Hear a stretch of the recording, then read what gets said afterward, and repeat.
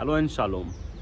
मैं विकास कुमार भास्कर का फिर से आप सभी भाई बहनों का इस सुबह के समय स्वागत करता हूं प्रभु यीशु मसीह के सामर्थी नाम में। दोस्तों, आज जब मैं सुबह उठा तो मुझे लगा मैं अपने भाइयों के साथ एक मैसेज शेयर करूंगा। मैं आपसे बात करना चाहता हूं आज डर के बारे में। अक्सर हमारे जीवन में किसी न किसी बात को लेकर के डर होता है, एक चिंता होती है, एक सोच होती है कि हम इस सिचुएशन में क्या करेंगे, यदि ये प्रॉब्लम हुई तो हम इस प्रॉब्लम से कैसे निकलेंगे। हर इंसान के जीवन में कोई ना कोई प्रॉब्लम्स हमारे जीवन में चलती रहती हैं और उसको लेकर के हम हमेशा चिंतित और परेशान भी रहते हैं। हम में से बहुत से लोग डिप्रेशन में चले जाते हैं क्योंकि हम उस समस्या से बाहर नहीं आ पाते हैं। ये चिंताएं, ये परेशानियां हमारे जीवन को और उल्टा खोखला करती जाती हैं और हम अंदर से कमज़ोर होते जाते हैं। लेकिन एक इंसान क्या करे कि उसके सारे डर ख़त्म हो जाए, उसकी सारी चिंताएं ख़त्म हो जाए। अक्सर हम देखते हैं भारी जीवन में कुछ लोग गलत रास्ते पर उतर आते हैं और वो गलत चीज़ों का सहारा लेते हैं अपने डर को ख़त्म करने के लिए। कुछ लोग बुराई के विरुद्ध बुराई करके अपने डर को ख़त्म करते हैं। कुछ लोग गलत करके, बदमाशी करके अपने डर को ख़त्म करते हैं। लेकिन एक परमेश्वर के जन का जीवन डर के समय में कैसा होना चाहिए? यदि उसको कोई डर सताए तो उसको कैसा होना चाहिए? एक अच्छा और एक भला व्यक्ति यदि उसको डर लगे तो उसको कैसा होना चाहिए? आइए मैं आपको कुछ वचन पढ़ता हूँ आपके सामने बाइबल से। उससे मैं आपको बताता हूँ कि जब एक परमेश्वर का जन परमेश्वर पर भरोसा रखता है तो उसके जीवन से डर कैसे निकल जाता है।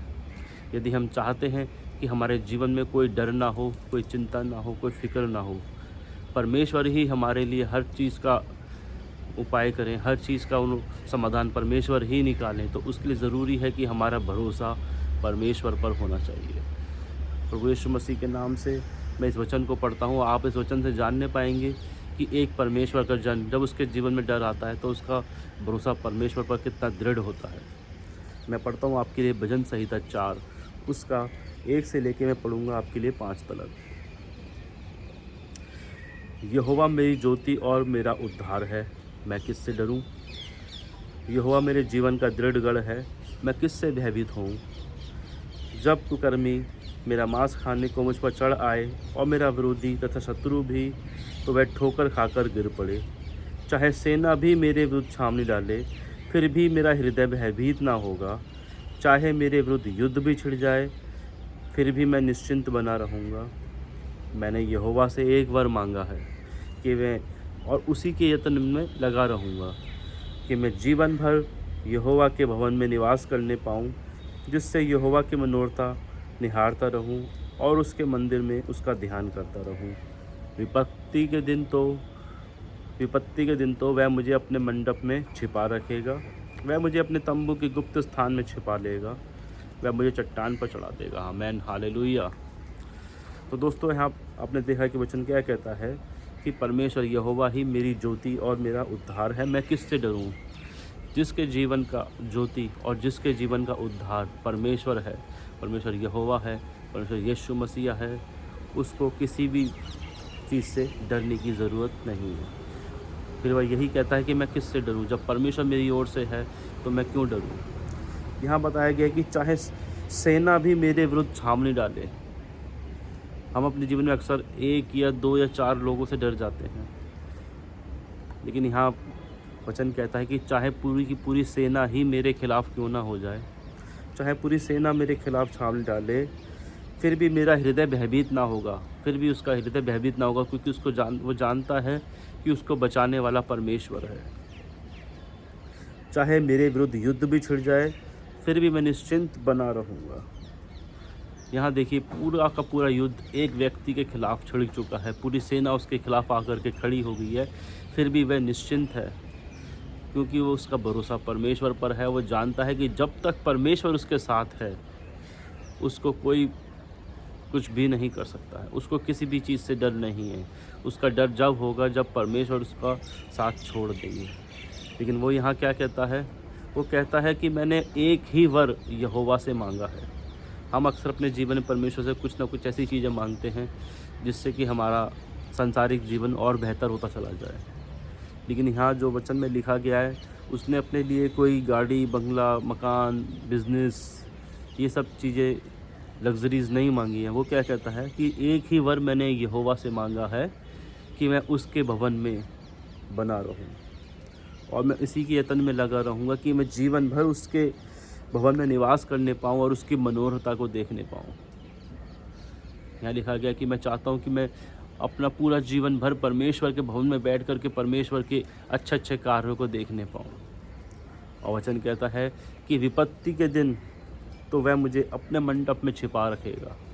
विपत्ति के दिन तो वह मुझे अपने मंडप में छिपा रखेगा।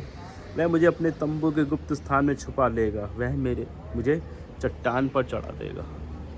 अक्सर हमारे जीवन में विपत्ति आती तो हम भागते फिरते हैं, हम यहाँ जाते हैं, वहाँ जाते हैं, इससे मिलते हैं, उससे मिलते हैं, हमको समझ नहीं आता कि हम क्या करें। लेकिन वचन कहता है कि जब विपत्ति आएगी तो विपत्ति के दिन वह मुझे अपने मंडप में छिपा लेगा। वो विपत्ति मुझ तक पहुँच नहीं पाएगी और अपने गुप्त स्थानों में मुझे छुपा करके मुझे चट्टान पर खड़ा करेगा। चट्टान पर खड़ा होने मतलब दोस्तों ये होता है कि नीचे चाहे बाढ़ आए, चाहे कुछ भी आए, वह आप तक नहीं पहुंचने पाएगी।